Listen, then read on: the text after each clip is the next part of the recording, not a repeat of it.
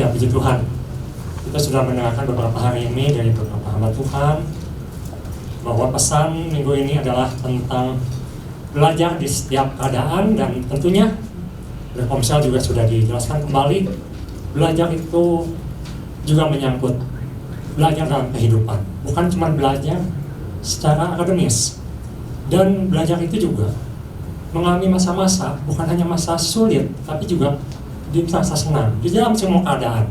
Itu yang menjadi pesan Tuhan minggu ini, dan Tuhan ingin kita belajar untuk di dalam setiap keadaan yang sedang kita hadapi ataupun yang akan kita hadapi.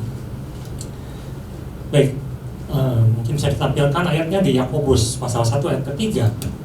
Saya akan bacakan dalam versi lain, khususnya dalam versi asli. Di sini maksudnya bukan untuk show off, tapi di sini saya mendapatkan sesuatu yang agak berbeda dalam bahasa aslinya. Saya akan bacakan. Saya bacakan langsung terjemahannya dalam bahasa Inggrisnya. Knowing that the testing of your faith produces endurance. Knowing di sini dia pakai kata ginosko. Dan di sini testing itu pakai kata dokimos atau dokuminos. Ginosko itu ada sesuatu kata di mana mengenal, tahu, dalam arti ada suatu hubungan, ada satu pengalaman. Jadi bukan, saya bilang saya ginosko istri saya bukan hanya mengetahui namanya, saya bukan cuma tahu tempat tinggalnya, saya bukan cuma tahu fisiknya, tapi saya mengenal, ada hubungan dengan dia. Itu namanya ginosko. Jadi di sini belajar ini bukan cuma statusnya. Kita kalau belajar saya pelajari ada tiga tahapan yang menjadi satu kesatuan. Yang pertama namanya study, kalau bahasa Inggris namanya study ya. Yang kedua learning, yang ketiga practice. Nah, bukan dalam tahap studi. Kalau studi itu cuma dalam tahap kita belajar dari buku, melihat orang lain, itu namanya kita studying, kita pelajari. Tetapi kita harus masuk ke dalam satu yang lebih dalam lagi, yaitu learning. Learning itu bukan hanya study, bukan cuma tahu, tetapi sudah mulai melakukan juga. Ada sedikit yang dicoba, ada sedikit yang masuk, dipahami. Itu namanya learning, bukan cuma tahu. Dan terakhir adalah practice. Practice itu dilakukan. Sama seperti kalau kita belajar nyetir mobil, mungkin ada beberapa di sini yang pernah belajar nyetir mobil, khususnya mobil manual. Itu ada kopling namanya. Nah, kalau misalnya gurunya bilang masukkan gigi 1, injak kopling dulu, masukkan gigi 1, lalu injak gas. Itu namanya study, belajar, mempelajari teorinya menyetir. Tetapi waktu kita mempelajari dan mulai mempraktikkannya, kita mulai learning, kita mulai tahu, oh ternyata nyetir mobil itu nggak mudah. Kita harus pelan-pelan lepasin koplingnya, bukan sekali jadi. Gas juga harus pelan-pelan karena mobil bisa mendadak loncat. Itu di situ ada proses learning. Dan practice itu membuat sesuatunya menjadi sempurna. Nah, itu yang dimaksud oleh Yakobus di sini. Jadi belajar ginosko supaya apa? Supaya imanmu itu terbukti. Di sini pakai kata bahwa imanmu itu harus dibuktikan. Di mana imannya itu dibuktikan? Kemurniannya, sehingga itu akan membuat kita menjadi tekun, kita menjadi kuat, kita jadi terlatih. Nah, itu yang akan kita sama-sama pelajari juga di pagi hari ini, bahwa ternyata belajar itu mencakup hal yang sangat luas. Dan ketika saya renungkan, saya mendapatkan begitu banyak yang berhubungan dengan belajar ini. Ada 9 poin yang akan saya bawakan, tapi saya akan bawakan dengan singkat. Sangat luar biasa. Yang pertama, saya mendapatkan bahwa belajar itu adalah akan mengubah mindset kita. Ini sebenarnya sudah saya bawakan. Kita akan baca ayatnya di Yakobus pasal 1 ayat kedua. Saudara-saudaraku, anggaplah sebagai suatu kebahagiaan apabila kamu jatuh dalam berbagai-bagai pencobaan. Anggaplah. Itu adalah suatu yang lebih tepat. Bagaimana adalah pertimbangkanlah. Pikirkanlah bahwa setiap keadaan yang kita alami, baik itu yang disebut dengan pencobaan, itu harusnya kita mempunyai satu perubahan paradigma dalam pikiran kita, perubahan mindset. Di mana di sini katakan harusnya kamu bersukacita, bersyukur ketika kita mengalami pencobaan. Ini ada sesuatu yang tidak lazim. Di mana waktu itu kejadiannya orang Yahudi yang bertobat, mereka tentu berharap kita akan lebih baik. Kita sudah menjadi juru selamat, kita sudah punya Mesias, tapi kenyataannya mereka dikejar-kejar, dianiaya. Karena itu Yakobus bilang, coba pikirkan, ubah pikiran kita, ubah mindsetnya, bahwa pencobaan atau kesulitan yang kita alami itu ada sebenarnya suatu kebahagiaan, suatu sukacita yang Tuhan berikan. Jadi belajar dalam setiap keadaan.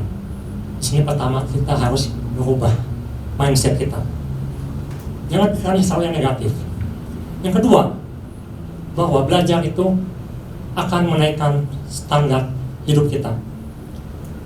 Di Yakobus pasal 1 ayat 5 dulu.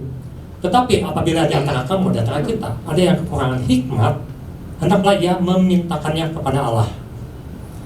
Dia memberikan kepada semua orang dengan murah hati dan dengan tidak membangkit, maka hal itu akan diberikan kepadanya. Ketika kita belajar, memang ini saudara sesuatu yang ketika kita belajar itu kan tadi belajar teorinya dulu ya, lalu diselami, dihidupi, baru dipraktekkan. Mungkin level kita atau level saya dalam praktek masih jelek, masih kurang bagus, tapi setidaknya kita mengerti apa yang dimaksudkan Tuhan dengan menaikkan standar hidup. Standar itu tentunya harus yang lebih tinggi, dimana Yakobus katakan, lihat Allah, minta pada Tuhan, minta hikmat, minta pengertian, supaya kita bisa mengerti, supaya kita bisa belajar mana yang benar, apa yang Tuhan inginkan. Di situ kita harus menaikkan standar hidup kita. Jadi dalam belajar itu bukan mantap, kita sudah tahu sesuatu, akhirnya ya diam aja di situ. Tapi yang harus katakan, kamu harus menaikkan standar. Standar mana? Standar Allah. Karena Allah itu sempurna. Kita bisa lihat ada ayat yang mengatakan bahwa haruslah kamu sempurna seperti Bapakmu sempurna. Itu ada satu tuntutan dalam kehidupan Kristenan kita, di mana kita punya standar yang begitu tinggi, di mana Allah ingin standar kita adalah standar Dia. Itu yang kedua, menaikkan standar hidup. Yang ketiga, ternyata dengan belajar juga kita mempunyai satu benefit atau satu keuntungan. Keuntungannya apa? Di pasal 1 ayat 3 di situ dikatakan, sebab kamu tahu bahwa ujian terhadap imanmu itu akan menghasilkan ketekunan atau daya tahan, perseverance, endurance, dan kekuatan. Ada di terjemahan lain seperti misalnya New Living Translation atau NLT mengatakan ada chance to grow, ada kesempatan untuk bertumbuh. Terjemahan lain di The Message misalnya dikatakan itu akan show its true color, itu akan menunjukkan siapa dirimu sebenarnya. Jadi kita nyanyi, Tuhan selidikilah aku, lihatlah hatiku, apakah aku sungguh mengasihimu. Itu adalah satu ujian, apakah aku sungguh mengasihimu. Ketika kita bilang, Tuhan aku mengasihimu, apakah benar dalam prakteknya aku mengasihimu? Maka di situ akan kelihatan aslinya siapakah kita itu. Dan yang ketiga itu mengandung arti bahwa kita akan well developed atau kita akan ditumbuhkan sempurna.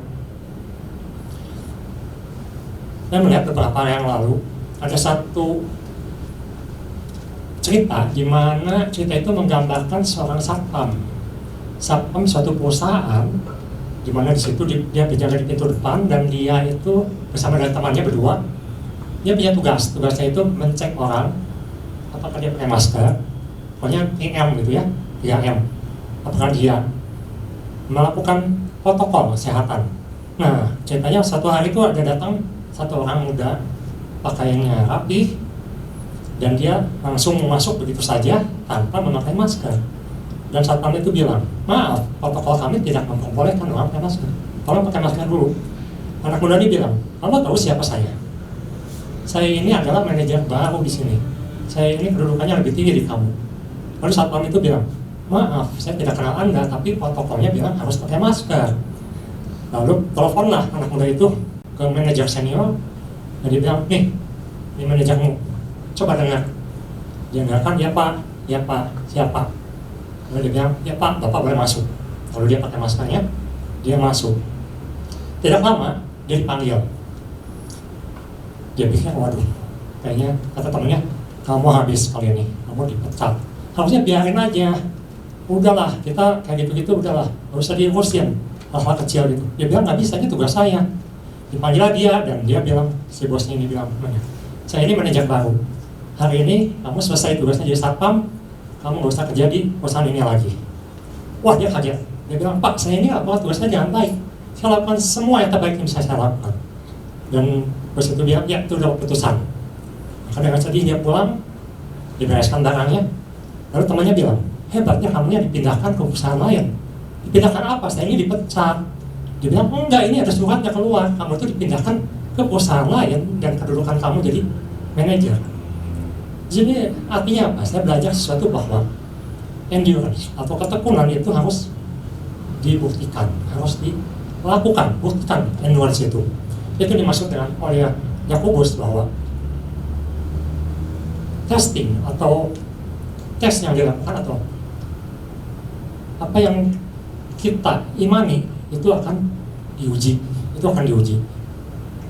Seperti di Yeremia 18 ayat 4 dikatakan bahwa tukang periuk akan membentuk kembali periuk yang tidak sesuai keinginannya, akan dihancurkan, dibuat kembali.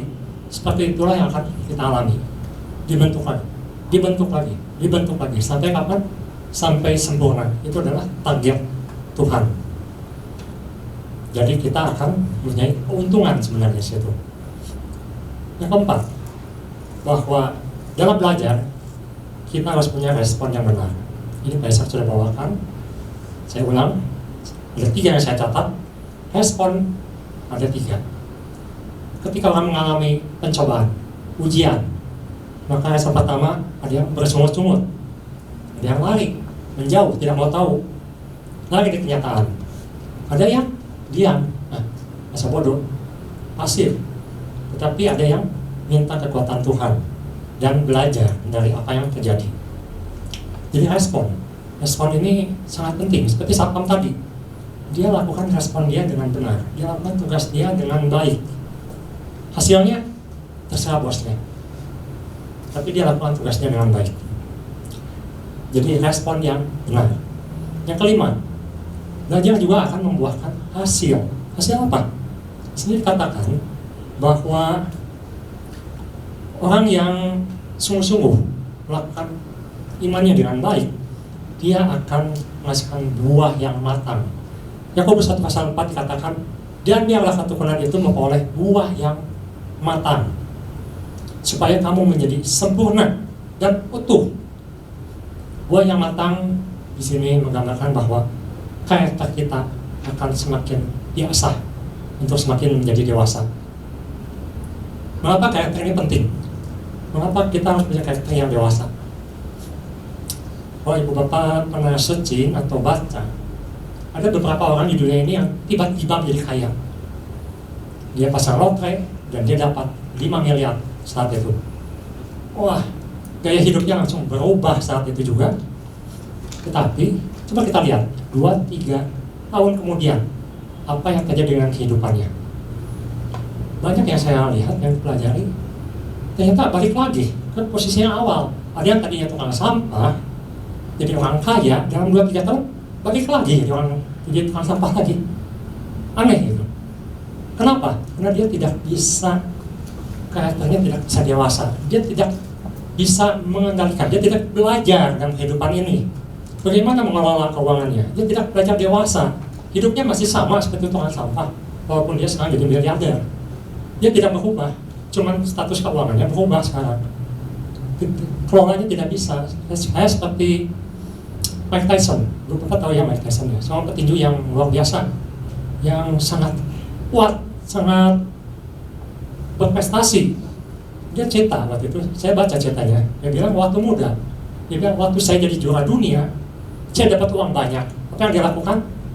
Dia beli mobil Ferrari terbaru, dia naiki, dia tabrak. Lalu apa? Penyok, rusak. Terus apa? Tinggalin. Terus ada tukang parkir, dia bilang, udah buat kamu aja. Itu yang dia lakukan. Lalu dia masuk ke tempat mewah, yang jual-jual alat mewah, baju mewah, sepatu mewah, dia borong, lalu ditinggalkan, lalu ditanya, kalau kamu nggak suka, kenapa kamu beli? Dia bilang, ya untuk menunjukkan bahwa saya ini kaya. Itu yang dia lakukan, dan dia di masa tuanya dia bilang itu ada satu kesalahan, di mana waktu itu dia tidak belajar dalam kehidupan ini, dia tidak tahu, waktu senang dia tidak belajar bagaimana mengelola dengan baik, sehingga hasilnya rusak, habis. Nah itulah yang dimaksud dengan buah yang matang. Ketika Tuhan berikan sesuatu yang besar, kapasitas kita diperbesar untuk mengelolanya. Kapasitas jadi lebih baik, karakter kita lebih baik lagi, bukan rusak. Bahwa itu ada satu tahap-tahap, sehingga Tuhan ingin kita menjadi sempurna, baik. Karena itu kita perlu melalui berbagai macam masalah, cobaan. Tuhan izinkan untuk memurnikan iman kita. Itu yang kelima, hasil buah yang sempurna. Yang keenam, yang luar biasa ternyata Tuhan sediakan upah. Kita akan baca di 1 Yakobus ayat ke-12. Di situ katakan, berbahagialah orang yang bertahan dalam pencobaan, orang yang tekun dalam imannya, yang murni, mau dimurnikan imannya.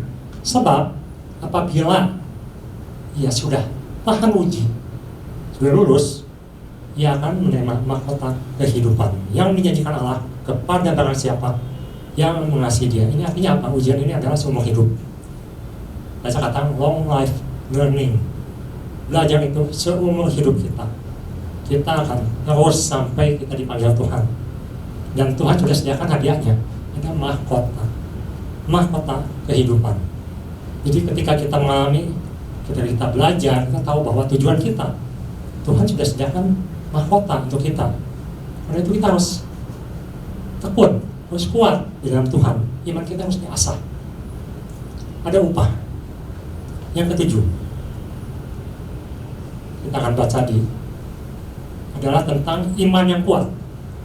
Kita akan baca di Roma pasal 5 ayat ke-3. Roma pasal 5 ayat ke-3.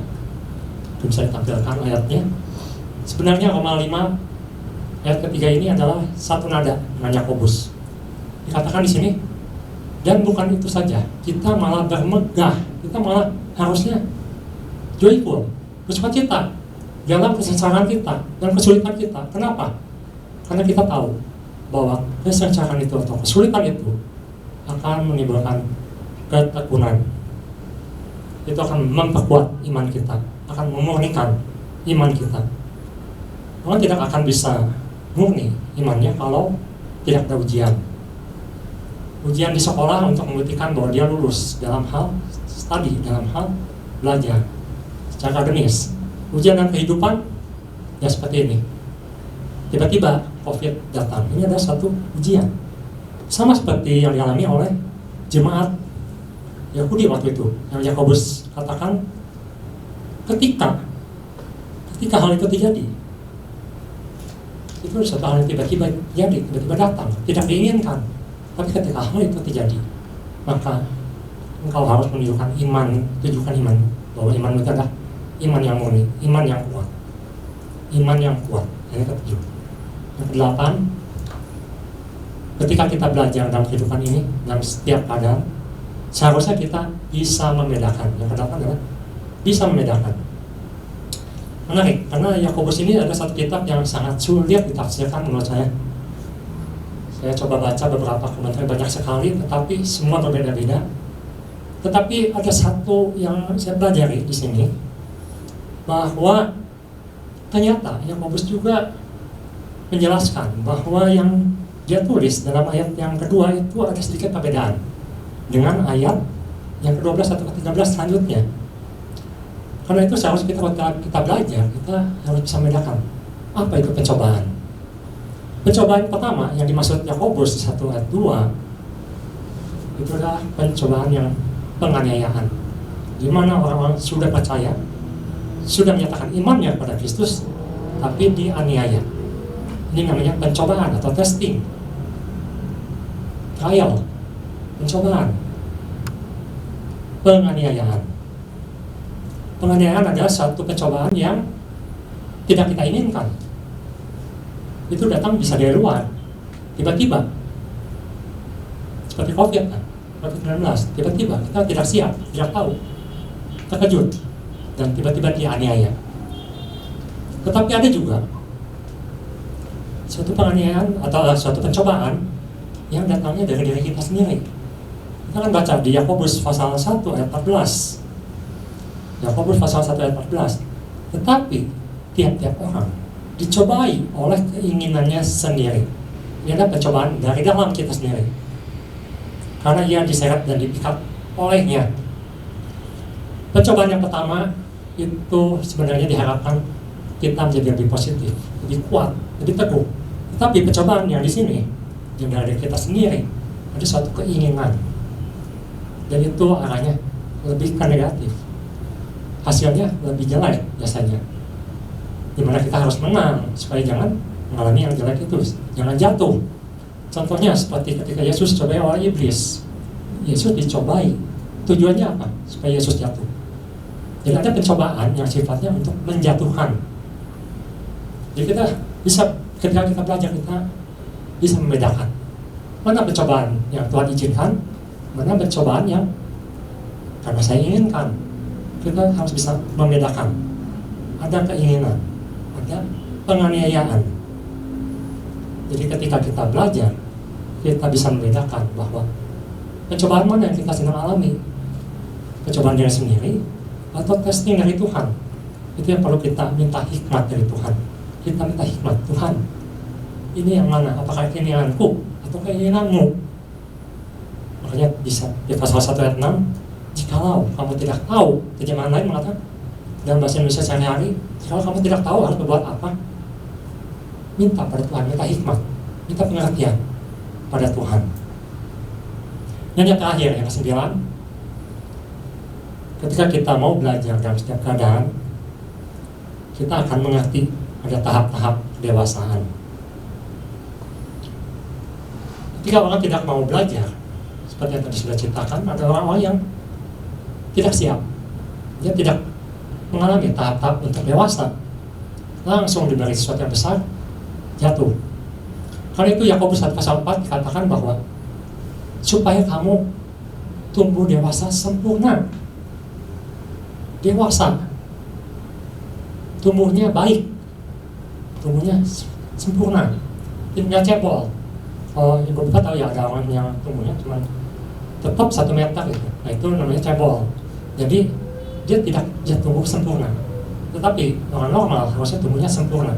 Semakin dewasa, semakin bijaksana. Contohnya seperti di Ibrani pasal 5 ayat 11 sampai 13. Tentang hal ini banyak yang harus kami katakan, tetapi yang suka untuk dijelaskan, karena kamu telah lamban dalam hal mendengarkan. Pertama lamban, waktu belajarnya lamban, lama, susah. Sebab sekalipun kamu ditinjau dari sudut waktu, sudah seharusnya menjadi pengajar. Harusnya kamu itu sudah dewasa, sudah bisa mengajar, pengetahuannya sudah cukup.